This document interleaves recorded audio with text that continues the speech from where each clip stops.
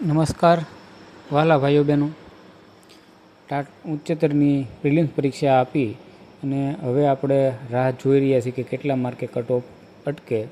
પરંતુ 70 ઉપર 70થી 80 માર્ક જેના બને છે એવા બધા જ ભાઈઓ બહેનો છે એ ટાટ એચએસની મેન્સની પરીક્ષાની તૈયારીમાં લાગી ચૂક્યા હતા. હજી કોઈ ફિક્સ થયું નથી કે 70 હોવો જોઈએ, 75 કે 80, પણ એની આજુબાજુવાળા છે એ મેન્સની તૈયારીમાં લાગી ચૂક્યા છે.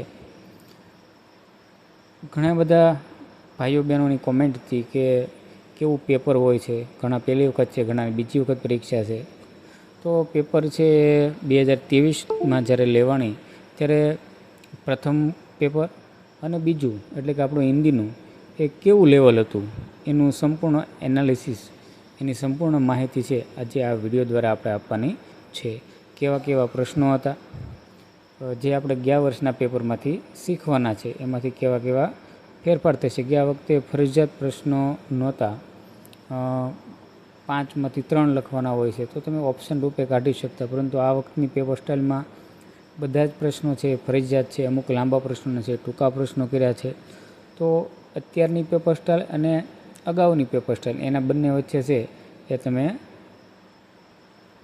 એક તાલ સુધારી શકો, તાલમેલ કરી શકો એ માટે 2023નું પ્રથમ પેપર અને આપણું હિન્દીનું પેપર આ બંને છે અહીં આપવાનો પ્રયત્ન કરેલો છે. એના આધારે તમારે નક્કી કરવું કે હવે કઈ રીતનું પૂછાઈ શકે અથવા પેપરમાં લખાણ કેવી રીતે સુધારવું, કેવા કેવા નિબંધ પૂછાય છે, ચર્ચાપત્ર કેવા છે, એ બધી જ માહિતી આપણે કરવા જઈ રહ્યા છીએ. તો જોઈએ આપણે હવે આ પ્રશ્ન પેપર કેવું હોય છે એની માહિતી. તમે જે જોઈ રહ્યા છો તે આપણી 2023માં લેવાયેલી ટાટ ઉચ્ચતરની પ્રશ્નપત્ર નંબર 1 એટલે કે ગુજરાતી ભાષા સજ્જતા જે છે, એટલે કે જે બધા જ વિષયના લોકોને એક સરખું પેપર જ આવે એની માહિતી તમે જોઈ રહ્યા છો. જે આખું પેપર જે છે એમાં કુલ 100 ગુણ છે, સમય 150 મિનિટ એટલો. સૂચનાઓ હતી કે કુલ 5 પ્રશ્નો, તેમાંથી પ્રશ્નો ફરજિયાત છે. અને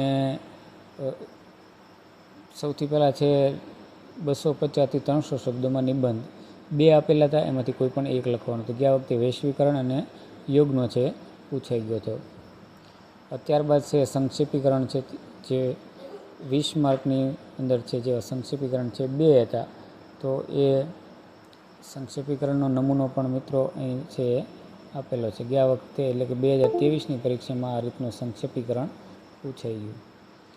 આની પછી હિન્દીનું પ્રશ્ન પેપર કેવું હતું એ પણ તમને હું બતાવવાનો છું, એટલે છેક સુધી જોઈજો. ત્યારબાદ છે આશરે 100 શબ્દોમાં પત્ર લેખન કરો, બંને ફરજિયાત છે.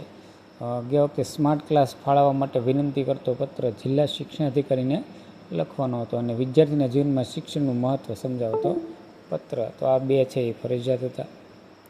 ત્યારબાદ છે વર્તમાનપત્રમાં પ્રકાશિત કરવા 150 શબ્દોમાં ચર્ચાપત્ર હતો.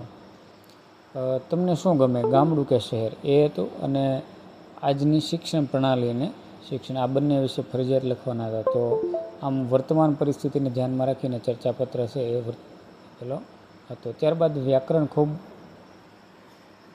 સારી રીતે આપેલું હતું, જે 20 માર્કની અંદર છે, બધું જ ફરજિયાત હતું. તો આપણે અભ્યાસક્રમમાં આપેલું છે એ પ્રમાણે રૂઢિપ્રયોગો છે, ભાજીમૂળા માનું, થોથવા જેવું એ હતો. ત્યારબાદ કહેવતો હતો, કહેવતનો અર્થ આપવાનો હતો. સમાસનો વિગ્રહ કરીને છે એ બતાવવાનો હતો, ષટ્રિપુ, રણવીર. ત્યારબાદ છંદ ઓળખાવો છે, તો એ છંદ પણ છે મિત્રો અહીં આપેલા છે. ત્યાર પછી હતું અલંકાર ઓળખાવો, તો અલંકાર ક્યાં ક્યાં હતા એ આપેલા છે. શબ્દ સમૂહ માટે એક શબ્દ આપો, તો એ પણ અહીં રહેલું છે. ત્યારબાદ જોડણીનો છે નિયમ, ભાષાકીય શુદ્ધરૂપ છે લખવાનો, આ બધા ફરજિયાત હતા. સંધિ વિગ્રહ છે અને આપેલા કૌંસમાંનું સૂચવા મુજબ વાક્યમાં રૂપાંતર કરો, તો કર્મણીને ભાવે વાક્ય. તો આ રીતના આખું ગુજરાતીનું જે આપણું 100 માર્કનું હતું આ બધાને સરખું હોય છે, તે આ રીતનું હતું. હવે આપણે જોઈએ આપણું હિન્દીનું કેવું પેપર હતું એનું માહિતી. વિદ્યાર્થી મિત્રો, વિષય વસ્તુને પદ્ધતિ સજ્જતા માટેનો જે આપણો પ્રશ્નપત્ર નંબર 2 હોય છે તે મિત્રો કંઈક આ રીતનું છે હતું.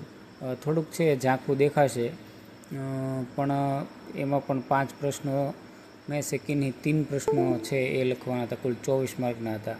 તો એની અંદરથી તમે જોઈ શકો કે એમાં આપણે પાઠને લગતા જે કાંઈ કાવ્ય હતા એ પ્રશ્ન હતો, એક પદ્ધતિનો પ્રશ્ન હતો, એમાં પ્રત્યક્ષ પદ્ધતિ અને પરોક્ષ પદ્ધતિ અને એ બંને વિશે છે સમજાવવાનું હતું.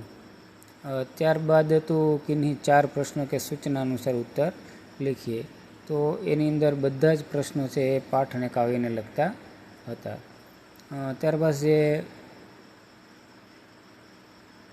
કેટલાક પ્રશ્નો આપેલા છે, 5 પ્રશ્નો લખવાના હતા, 7 આપેલા તેમાંથી 5 છે તમારે લખવાના હતા. એમાં પણ મેથડનો એક પ્રશ્ન હતો કે વિભિન્ન शैक्षिक स्तरों पर शिक्षार्थी की मौखिक अभिव्यक्ति कौशल्य का विकास कैसे संभव है. ત્યાર પછી 2 વાક્યમાં ઉત્તર આપીએ. એની અંદર પણ પદ્ધતિના કેટલાક પ્રશ્નો છે રહેલા હતા. તેમાં પણ તમે જોઈ શકો કે उद्गम की दृष्टि से शब्द का भंडार में कौन के प्रकार के शब्द आते हैं और शरीर और मन पर लगी चोट इसमें क्या फ़र्क है. તો આવો આખો એક પ્રશ્ન છે હતો.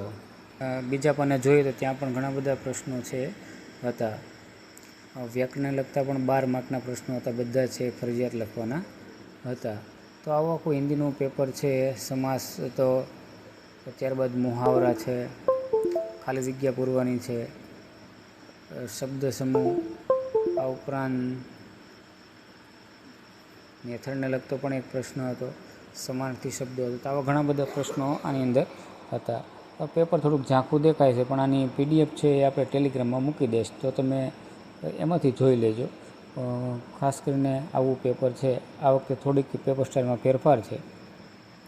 તો કઈ રીતનું છે એ આપણે સૌ જાણીએ જ છીએ, પણ 2023નું પેપર અને હાલનું પેપર બંને વચ્ચે તમે થોડોક તફાવત જોઈ અને મહેનત છે એ કરવી.